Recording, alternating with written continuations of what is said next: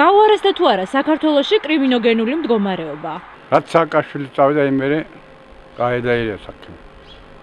იმან მოსპოდა ახლა ამათ კიდე გაუშვეს. დროხებს იპარავენ, ქურდობა, სააკაშვილი დროი არა. არ იყო ქურდობა. გაიზარდა, მაგრამ არის ხალხს ეშინია უკვე ყველას. სად იყო სააკაშვილის დროს ეგეთი რაღაცები, რაც ახლა ხდება.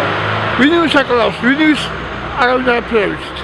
როგორ არ გაიზარდა დანაშაული, იმიტომ რომ ყოველ ორ დღეში ერთხელ მკვლელობა და ცუდი იზრდება ყველაფერი და კარგი არაფერი. ხალხი ძალიან უკმაყოფილოა ამ მთავრობის. ჩვენთან არ ხდება, მაგრამ ხომ მესმის. ხალხი ქურდობები მიდის. ძალიან ბევრი ხდება დანაშაული. ადრე არ ხდებოდა? ადრეც ხდებოდა და ახლა უფრო მეტი. არ გაუარესებულა პირიქით არის დადებითად. გაუარესდა, მაგრამ არის. სააკაშვილის რეჟიმში შედარებით ძალიან ნაკლები იყო და ახლა უფრო მეტია. რა თქმა უნდა გაიზარდა, შემცირდა რამე არა. გაუარესებულია. გაიზარდა.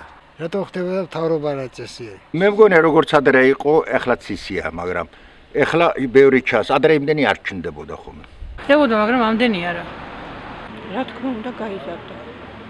ეს ხელისუფლების ვრალია სხვა არავის.